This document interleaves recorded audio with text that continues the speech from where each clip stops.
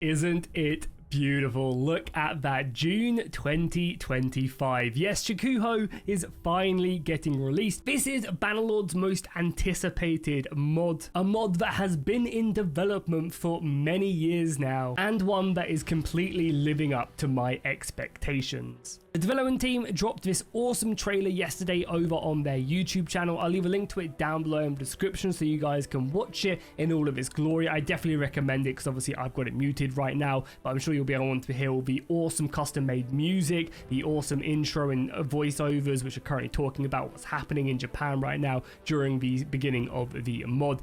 But yeah, they released an announcement, and this kind of came a bit out, well, I guess it didn't come a bit out of nowhere because a lot of YouTubers have recently got their hands on this. I'd be playing this a lot more on my channel if I wasn't just recently so sick, but I'm back fighting fit, ready to conquer Japan. And yeah, let me tell you, there is so much in this mod. This does not disappoint. This isn't just like I know I'm sure there's plenty of work in progress stuff still left to do with the mod and improvements, but it very much feels like Bannerlord's most complete mod ever. There is so much content in there, the sheer beauty of the campaign map, so many incredible scenes, amazing units, custom sieges are incredible. You're fighting through this labyrinth of cities, the dual system. There's just so much to enjoy, and that's not even talking about the completely custom naval system as well, actually, in the mod. And then of course at the end of the trailer we get that awesome announcement date of June 2025. Now I'm gonna make a video breaking down basically everything that's gonna be in this build of the game close to the time. However, we are gonna just jump in and I'm gonna show you guys a few things so you get a little taste of what to expect, but there's plenty of other playthroughs and other things on YouTube if you want to go ahead and look into more. I'll be again making a let's play very soon. Again, I've just been ill, which I apologize for. I also want to preface quickly not to go over and harass them for when in June. They haven't said when the exact date is. Chances are I would imagine it's going to be before War Sales releases, because when the Bannerlord DLC comes out it's going to mess stuff up, and I think it makes sense to release before then whilst the hype's alive for it and people aren't playing the DLC and stuff. But again, it could be towards the end when maybe the hype's died down for War Sales, but sometime in June. But don't go over and harass them and ask them, you know, they've already had 4 non-straight years of asking when is a release date. One thing I really want to preface with this, again, I'm only going to take a look at a few things in the mod in this video, the campaign map and stuff like this, but look how awesome the cultural selection screen is. This is so unique. No Bannerlord mod has done something like this, and it's just awesome. It's so impressive. These are going to be all the different cultures you're going to be able to play as, and each of them have some pretty unique ones. I definitely think the Tosan are probably the best, of that movement speed bonus is just incredible, but there's a few other really cool ones which make you feel a bit more unique. I imagine as well this one down here in the bottom left is pretty good. Being able to recruit firearms a bit cheaper is quite nice. Also, when it comes to character creation, they also have completely custom skins as well right here, which is very obviously unique to Japan, and very cool. There's lots of different variations and stuff. There's also like different face paints and stuff which kind of go over more of a body, which is kind of cool, and you can obviously customize these with different colors.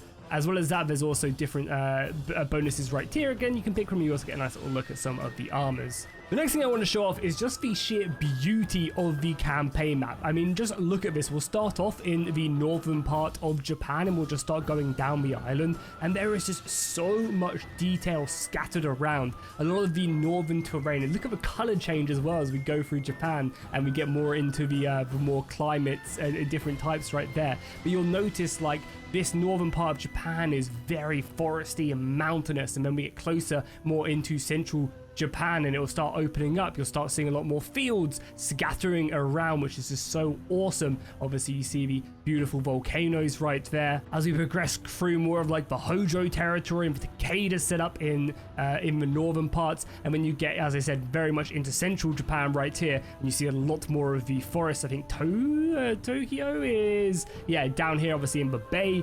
You obviously have Kyoto all the way over here. Sorry, Tokyo's down here.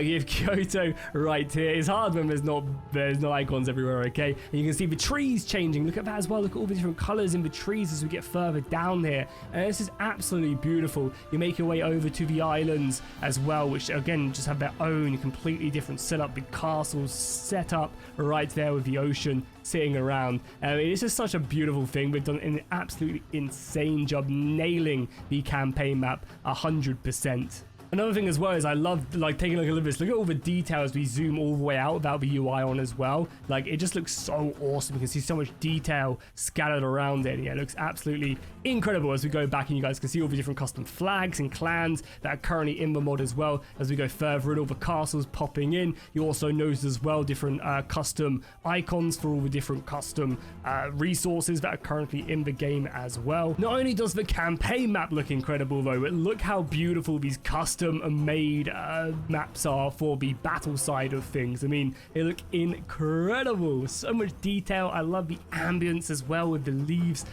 fluttering down. Of course, the units are always going to look amazing. They've done a great job here, but there's plenty of these to mess around with. I think I counted and there were like close to 20 custom maps that you can mess around with. This is in custom battle as well, so you guys can all dive in and just fight battles after battles and all the custom maps as well, with all the different factions if you want to. And of course, I'd have to show you guys these two armies clashing as well. I couldn't just dive in just to show you guys off this beautiful map, because yeah, it is absolutely beautiful as we dive in and you guys can see the forces fighting. So there's gonna be plenty of these to engage in when this does release, as the cavalry comes flying in. Yeah, they've done an insane job, and I know from like talking to modders that creating custom maps is one of the most complicated and arduous processes when it comes to modding, and there are so many of these. So yeah, massive props to the dev team there. Not only that though, there are also naval battles in the mod as well, and you guys can see it's not just like sending one ship forward on these rails to attack the enemy. No, these naval battles are pretty impressive. You can tell ships to move forward and engage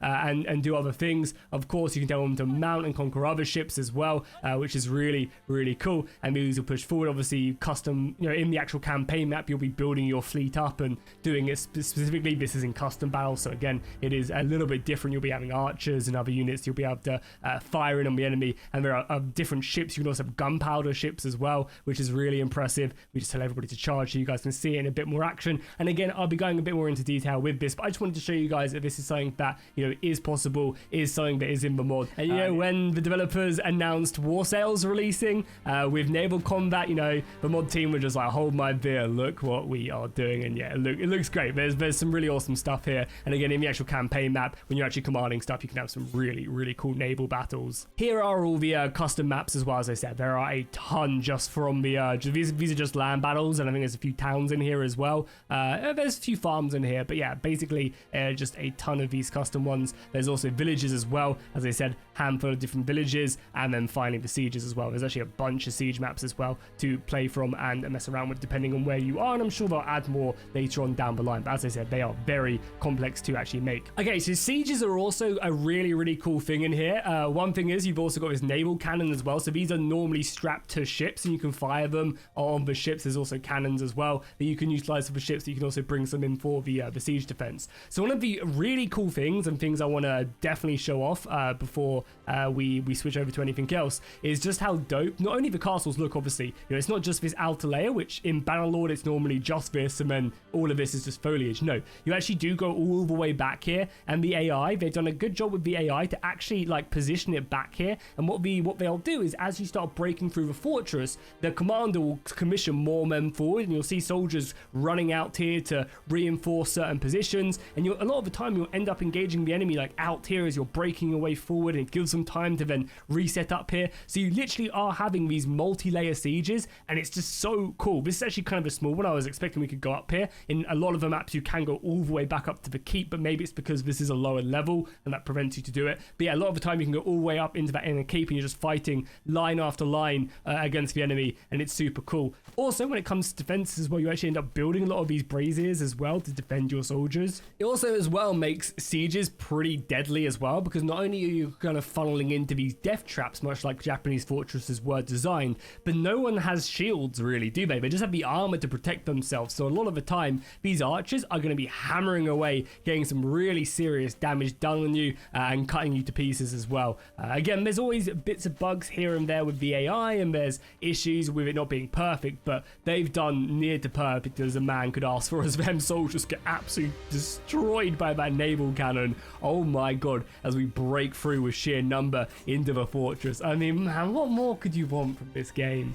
Okay, so the last thing I want to talk about as well, because I'm sure a lot of people are curious about it, is unit variety in the game. Of course, this is Japan, you know, it's one culture. There's not a huge variety within the units. However, I believe every single cultural group have specific units which are to them, and their unit rosters are a little bit different. So for example, this is going to be like the basis for the majority of the factions. They'll be similar to this, but might divert in some ways. So again, these guys are up here in the northern part. Oh no, I'm actually in the central parts. I guess say central parts of Japan.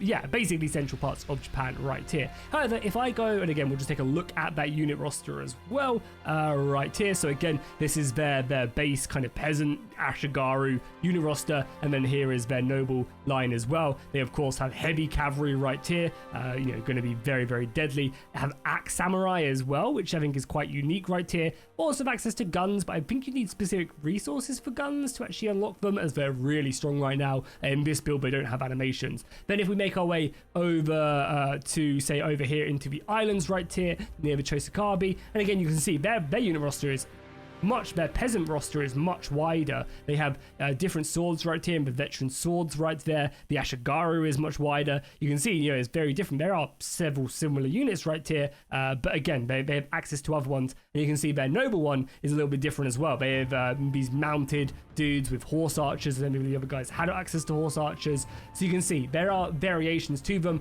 Again, if I go up to the faction like the Mori, I imagine they'll probably be a little bit different as well. The Mori are also infested with pirates as well. So you can see actually they've got the same. Okay, cool. So there's a few others. But yeah, you can see them. They get access to sea raid gunners right here. So again, because they're more of a naval faction, they get access to this gun unit, which I imagine does some serious damage. Also, something to notice as well is there are a lot of different variations when it comes to the units. You can see many of these guys have like 14 different sets of armors and weapons to mess around with. I believe some of the cavalry have like 20 sets of different cavalry armor that they can go on. So they'll be very unique to the specific faction. There's also like religious units as well up here in the northern part. Yeah, there's like religious kind of, yeah, there you go. The temples you can go to, you can donate, and you can recruit special monk units to help follow you. As you can see, there's an entire custom monk faction. Look how big their unit roster is. Like, you can just go around with these guys. Oh man, it's beautiful. It's beautiful.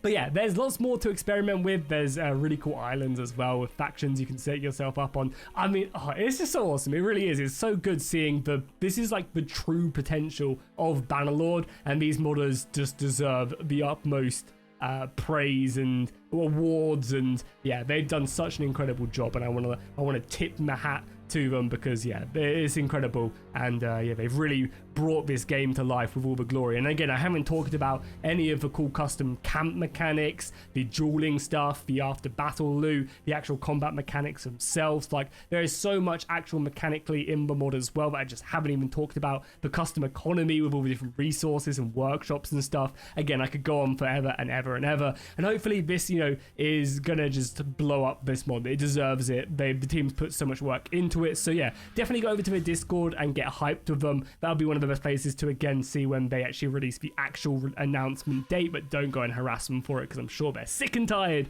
of it asking for when the release date actually is. It's June, okay, sometime in June. Be happy with it. But yeah, go show them some love. I'll leave a link to their Discord down below in the description. Definitely keep your eyes peeled on the channel, as I'm going to be covering this mod, and I'll also make sure that I post it when they do announce the actual date of the mod in June. I'll be sure to let you guys know as well. But yeah, make sure you put a like and a comment down below. Let me know what you guys thought of this, and I'll see you guys in the next one.